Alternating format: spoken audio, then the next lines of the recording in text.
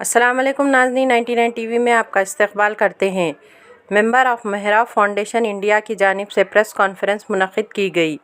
इस कॉन्फ्रेंस में मौलाना ग़यास अहमद राशिदी ने मीडिया से बातचीत करते हुए ये बताया है कि मेंबर ऑफ़ मेहराब फाउंडेशन इंडिया 4-5 साल से मुख्तलिफ़ खिदमत अंजाम दे रहे हैं। मेंबर ऑफ़ मेहराब फाउंडेशन इंडिया ने ये बेड़ा उठाया है कि जो ख़वातीन के जनाज़ों के लिए गुस्ल देने की तरबियत दे रहे हैं, जैसा कि मोहल्लों में जाकर 1500 ख़वातीन को ट्रेनिंग दी और गुस्ल देने का तरीक़ा बताया। मेंबर ऑफ़ मेहराब फाउंडेशन इंडिया ने हर मोहल्ले में तरबियती कैंप लगाए। मौलाना अब्दुल क़ासिम साहब, मौलाना ख्वाजा पाशा साहब, मौलाना जमील अहमद साहब और मौलाना तबरेज़ साहब ने इन कैंपों में हिस्सा लिया और इनकी निगरानी मौलाना हबीबुर रहमान हुसामी ने की। आइए देखते हैं एक तफसीली रिपोर्ट। गुस्ल देने के लिए जब मैयत के पास आते हैं तो सबसे पहले नियत करना चाहिए कि हम मैयत को गुस्ल दे रहे हैं पाक करने के लिए। ये नियत काफ़ी है।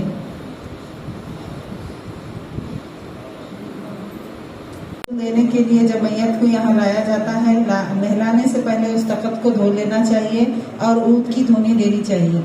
जो ऊद अभी बताए ना, वो ऊद की धुनी नहलाने के तख्ते पे और जिस पे हम कफन पहना रहे हैं उस तख्ते पे और डोले पे, ये तीनों चीज़ों पे ऊद की धुनी देना चाहिए। जब मैयत को यहाँ ला लिए गुस्ल देने के लिए तो सबसे पहले उनके जिस्म पे जो चीज़ें हैं ना, पट्टी वगैरह जो भी बांधी हुई है पैरों के पास, गले के पास, और ये जो नमक की थैली है, ये सारा सामान, नाक में अगर नाक की नथ है, अगर हाथ से निकल सक रही तो निकाल लेना है, अगर नहीं निकल रही तो नील कटर के ज़रिए से इसको भी निकाल देना है। जब सारा सामान निकाल लेंगे तो कपड़े अगर आसानी से उतर जा रहे हैं तो उतार देना चाहिए। अगर उतारने में मुश्किल दुश्वारी पेश आ रही हो तो कैंची की मदद से क्या है, कपड़ों को कतरा जाएगा।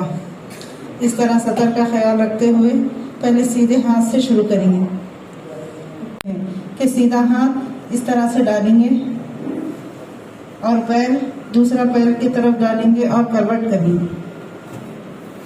इस तरह से मैयत को करवट करके पूरे कपड़ों को इस जानिब करेंगे।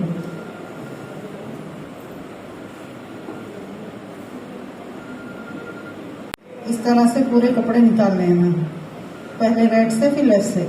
जब ये कपड़े निकाल देंगे तो ये एक कफन के साथ ऐसे दो कपड़े होते हैं जिसको एक को पानी में भिगा लेना चाहिए और जिस्म पे इस तरह से सतर पोशी के लिए डालना चाहिए। इस तरह से डालकर ये जो पहले की चादर थी ना, ये निकाल देना है।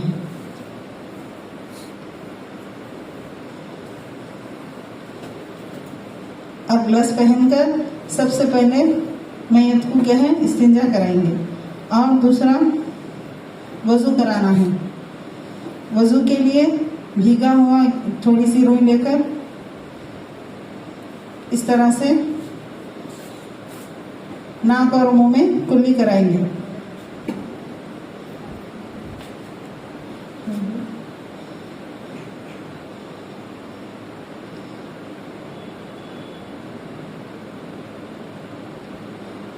इस तरह से पानी डालकर पूरा निकाल देना है।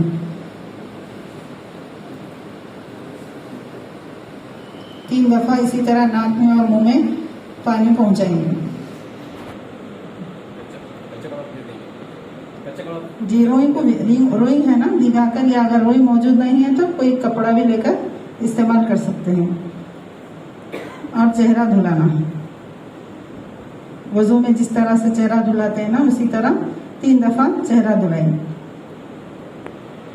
दोनों हाथों को कोहनियों समेत अच्छे से धुलाएंगे।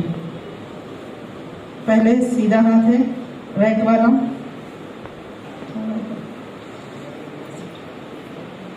फिर लेफ्ट वाला। दोनों हाथों को वजू में जिस तरह से कोहनियों समेत धुलाते हैं ना, उसी तरह से मैयत को भी धुलाना है। सर का मसा करेंगे इस तरह से, और दोनों पैरों में उंगलियों में खलाल करते हुए दोनों पैर भी टखनों समेत धुला दें। ये मुकम्मल वज़ू हो गया।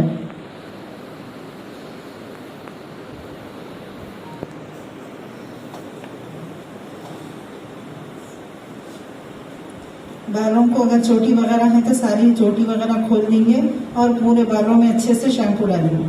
थोड़ा सा इस तरह से गर्दन में हाथ देना है और पूरे बालों में अच्छे से शैम्पू वगैरह लगाकर अच्छे से साफ धुला देना। फिर इस तरह से पानी बहाना है। इतना पानी बहाना के इत्मीनान हो जाए कि बाल अच्छे से साफ हो गए। फिर आहिस्ता से इसी तरह नीचे रखें और सारे बदन को इस तरह से साबुन लगाना है कि सतर का ख्याल रखते हुए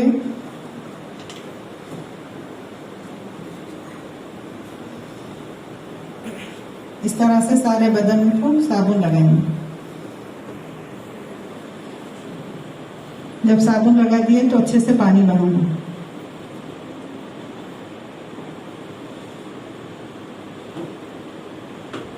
फिर इसी तरह सीधी करवट, सीधा हाथ और सीधा पैर दोनों इस तरह से डालेंगे और मैयत को थोड़ा सा करवट करेंगे और पीछे के हिस्से में भी इसी तरह साबुन लगाएंगे। जब साबुन लगा दिए तो अच्छे से इस तरह से पानी बहाना है और नीचे थोड़ा सा तख्ता भी साफ कर लें, क्योंकि हमने अभी बदन साफ किया है। अगर तख्ता साफ ना होगा तो बदन पे वो मैल लग जाएगी। इस तरह से जब राइट वाला हिस्सा अच्छे से धुल देंगे तो लेफ्ट वाला ये भी इसी तरह करवट करेंगे।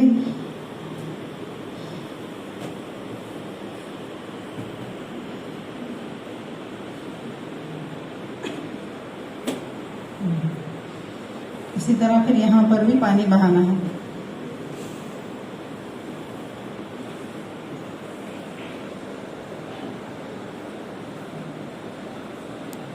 फिर थोड़ा सा इस तरह से वो चेहरे के पास हाथ देके चेहरा भी डुलाना है इस तरह से।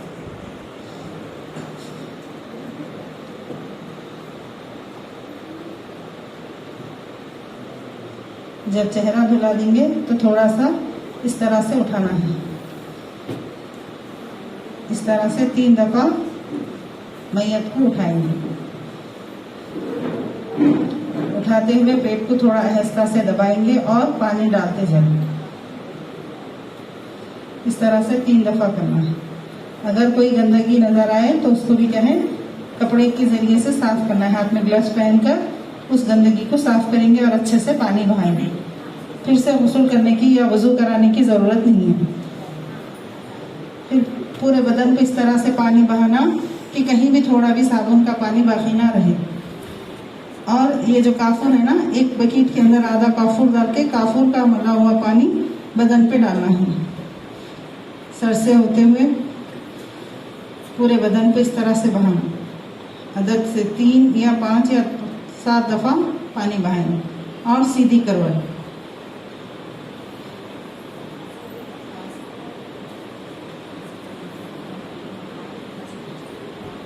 इस तरह से सीधी जानिबी 3 दफा या 5 दफा या 7 दफा काफूर का पानी बहाना है। ये मुकम्मल गुस्ल का तरीका हो गया। ये कपड़ा जो कि अभी हमने पानी बहा है तो कच्चा हो गया, तो इसको हटाकर ये इस तरह से सूखा कपड़ा, ये कफन के साथ ये 2 कपड़े होते हैं जिसको डाला जाता है।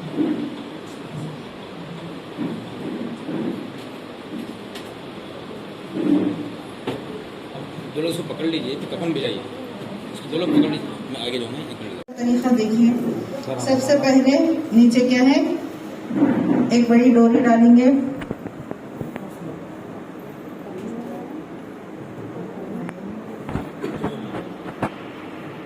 इस तरह से 3 डोरियां होती हैं। सबसे बड़ी वाली डोरी बीच में बिछाना है, पहले बिछाई जाएगी। बड़ी चादर पहले।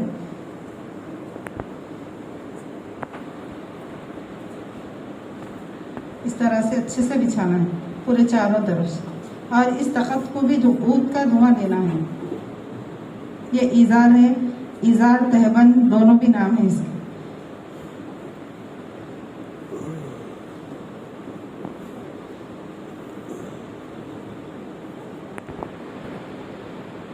ये आसान अल्फाज में हम छोटी चादर भी कह सकते हैं।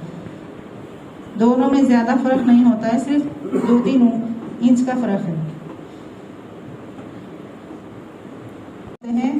एक बड़ी चादर, दूसरा तहबंद, तीसरा सीनाबंद और चौथा कुर्ता। कुर्ता इस तरह होता है, गला बना हुआ होता है इसका, तो इसको इस तरह से बिछा देंगे और ये ऊपर वाला हिस्सा इस तरह लपेट कर रख देंगे। अब यहाँ पर मैयत को लाना है।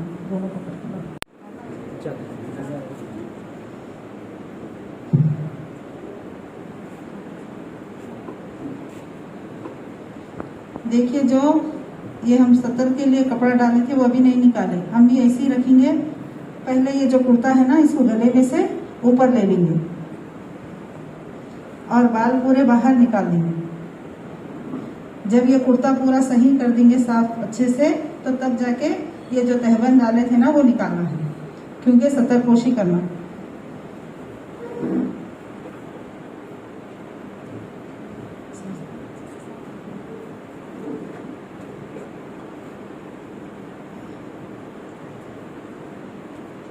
ये पूरा एक पैकेट काफूर था, जो आधा हम पानी में डालकर बहा है और आधा बचा हुआ है। ये आज़ाए सजदा पे लगाना है।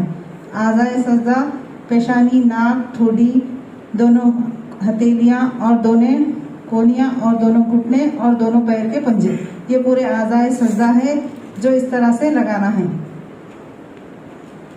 और ये अतर है जो सर में बालों में तेल की तरह लगाएंगे।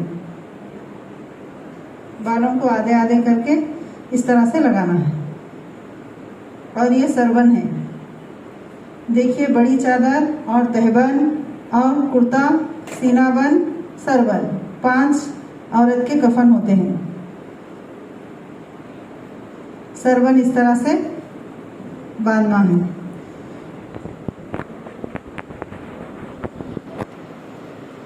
दोनों हिस्से बिल्कुल बराबर रखेंगे और इस तरह से थोड़ा चेहरे को उठा के बालों को इस तरह से इस दुपट्टे में डालकर रखना चाहिए।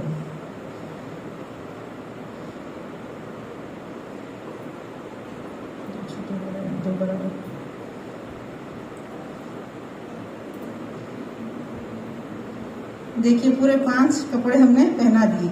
नीचे बड़ी चादर, दूसरा तहबंद, तीसरा सीनाबंद, चौथा कुर्ता, 5वां सरबन, ये पूरे 5 कपड़े हमने पहना दिए। अब इसको किस तरह लपटा जाएगा? हर काम हमने सीधे हाथ से शुरू किया है, लेकिन यहाँ लेफ्ट साइड से शुरू करेंगे। पहले सीनाबंद जो डाले थे ना, उसको लपेटना है, लेफ्ट साइड वाला, फिर राइट वाला,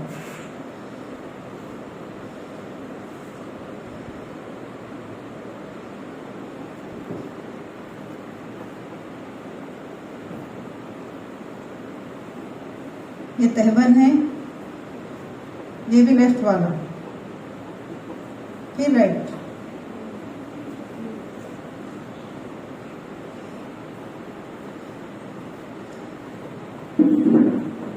ये बड़ी चादर है,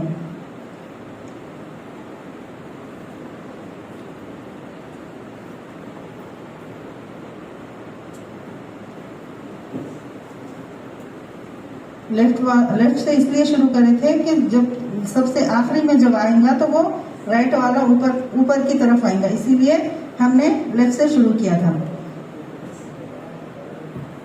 और जो हमने पहले डोरी डालकर रखा था ना, वो इस तरह बांध देना है।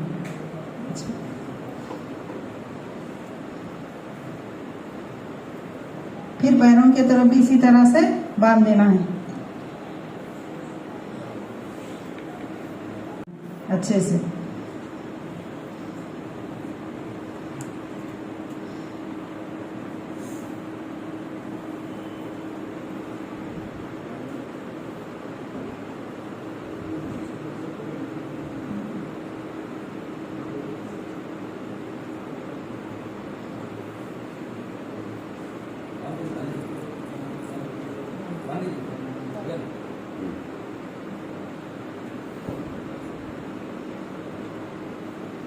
इस तरह से सर के जानिब भी हम बांध देंगे।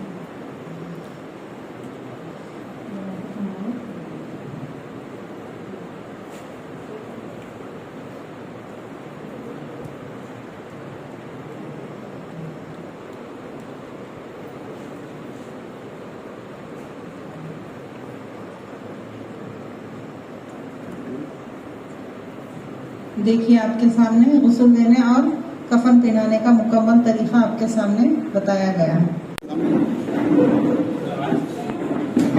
जी बोले आप कितने महीने से ट्रेनिंग दे रहे हैं और अभी तक कितने लोगों को ट्रेनिंग दी और कहाँ कहाँ आप जाकर मेहराब फाउंडेशन से हो रहा है, इसको कवर करते हुए मेंबर मेहराब से ही कवर करना है। जी अच्छा एक सेकंड। अस्सलाम वालेकुम वरहमतुल्लाहि वबरकातुहू। मैं हूं गयास अहमद रशादी, बानी व सदर मेंबर मेहराब फाउंडेशन इंडिया। जैसा कि आप जानते हैं कि मेंबर मेहराब फाउंडेशन इंडिया गुज़िश्ता 4-5 साल से मुख्तलिफ किस्म की खिदमात अंजाम दे रहा है और मेंबर मेहराब फाउंडेशन इंडिया हिंदुस्तान के अइम्मा और खुतबा का नुमाइंदा मिसाली इदारा है और इससे अल्हम्दुलिल्लाह हिंदुस्तान भर के 10,000 इमाम और ख़तीब जुड़े हुए हैं। और जैसा कि आप जानते हैं कि हिंदुस्तान के जो मौजूदा हालात हैं, इन हालात की रोशनी में मसाजिद में किस किस्म के बयानात होना चाहिए, बर्निंग टॉपिक्स पर बयानात तैयार करके हर चाहशंबे की शाम को इन 10,000 इमामों तक पहुंचाया जाता है और वो मस्जिद में जुमा के मौके पर उसी किस्म के खिताबात करते हैं। मेंबर मेहराब फाउंडेशन से एक और काम जो मराकिज़ निस्वान का चलता है हैदराबाद के तकरीबन 70 महल्लात में मराकिज़ निस्वान कायम हैं और 70 मकातिब में 1,600 ख़वातीन अल्हम्दुलिल्लाह पढ़ रही हैं, जिनके लिए बाकायदा निसाब मुकर्रर किया गया है। और मौलाना हबीबुर रहमान हुसामी साहब इसके मैनेजर हैं और इसके ऑर्गेनाइज़र भी हैं और कोऑर्डिनेटर्स भी हैं और 70 मालिमात इसमें बरसर खिदमत हैं। मेंबर मेहराब फाउंडेशन ने ये सोचा कि जो हमारे हैदराबाद और सिकंदराबाद में ख़वातीन के लिए तजहीज़ व तकफ़ीन की तरबियत की बड़ी ज़रूरत महसूस की जा रही थी। मर्दों में तो उलमा होते हैं, उनकी तजहीज़ व तकफ़ीन और गुस्ल का काम करते हैं और बिलखुसूस औरतों का जब इंतकाल होता है तो बहुत से मरतबा ऐसा होता है कि खुद घर वाले गुस्ल देने के लिए तैयार नहीं होते, खौफ कुछ छाया हुआ होता है, कुछ और चीज़ें भी होती हैं। इसलिए हमने सोचा कि कुछ एक शऊर इस सिलसिले में बेदार किया जाए और ख़वातीन में गुस्ल देने की तरबियत दी जाए और कफन तजहीज़ व तकफ़ीन का भी निज़ाम वो सीखें, उसकी प्रैक्टिकल तौर पर अमली मश्क उसकी कराई जाए। चुनांचे अल्हम्दुलिल्लाह गुज़िश्ता 1 महीने से हैदराबाद के मुख्तलिफ महल्ले जात में गुस्ल मय्यत और तजहीज़ व तकफ़ीन की प्रैक्टिस की जा रही है, उसकी अमली मश्क कराई गई। और हमारे ये जो उलमा मौजूद हैं, मौलाना अब्दुल्ला साहब मौजूद हैं, मौलाना जमील साहब, मौलाना ख्वाजा पाशा साहब, ये और मौलाना हबीबुर रहमान हुसामी साहब, ये सारे के सारे अल्हम्दुलिल्लाह गुज़िश्ता 1 महीने से रोज़ाना एक महल्ले में पहुंचकर वहां ख़वातीन में प्रोग्राम कर रहे थे और गुज़िश्ता 2 दिन पहले ज़हीराबाद के इलाके में 2 दिन तक वहां प्रोग्राम रखे। अल्हम्दुलिल्लाह 1 महीने की इस तरतीब में 1,500 ख़वातीन ने मय्यत को गुस्ल देने की तरबियत हासिल की। और हमारा मकसद ये है कि उमूमन होता ये है कि जो औरतें गुस्ल देने के लिए बुलाई जाती हैं वो पेशावर होती हैं और वो अपने पेशे के एतबार से काम करते हैं, उनको पैसा होना होता है।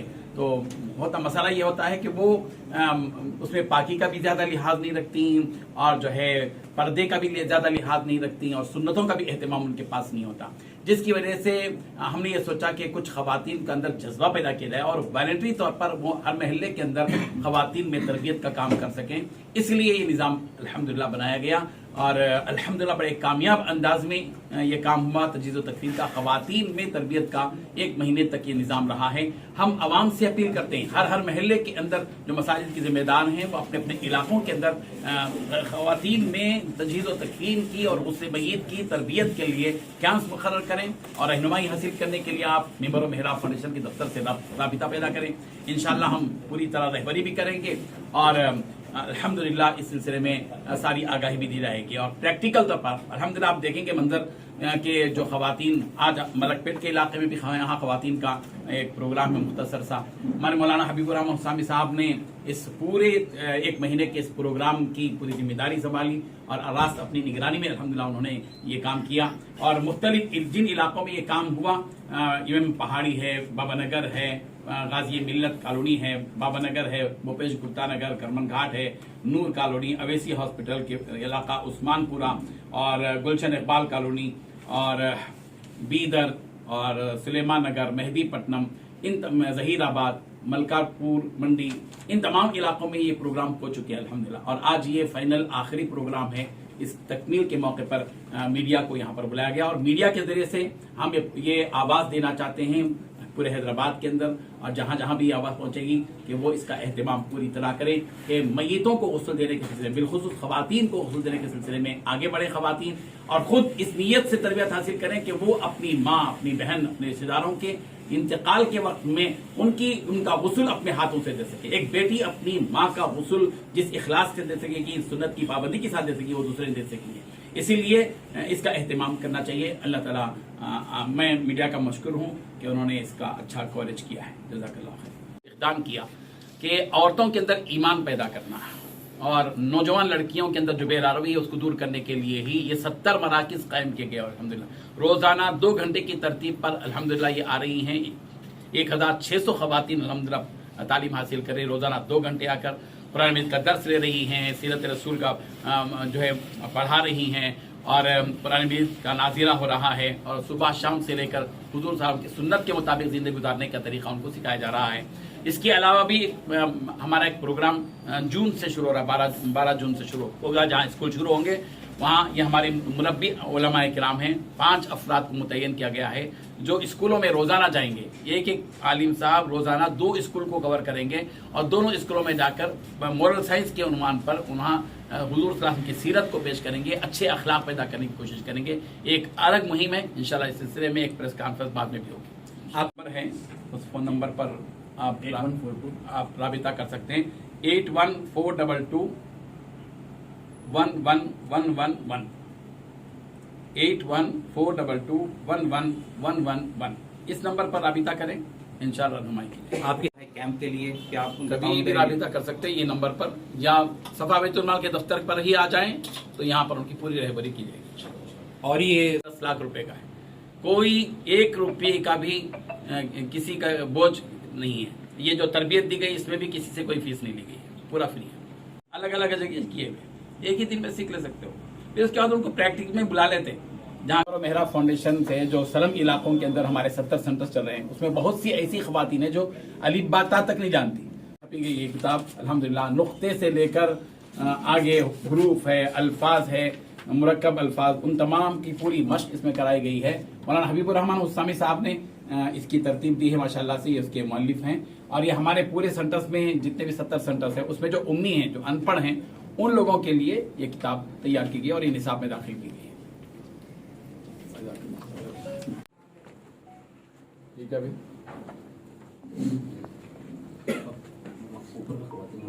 वो कवरेज वहाँ कर ले सकते ऊपर शुरू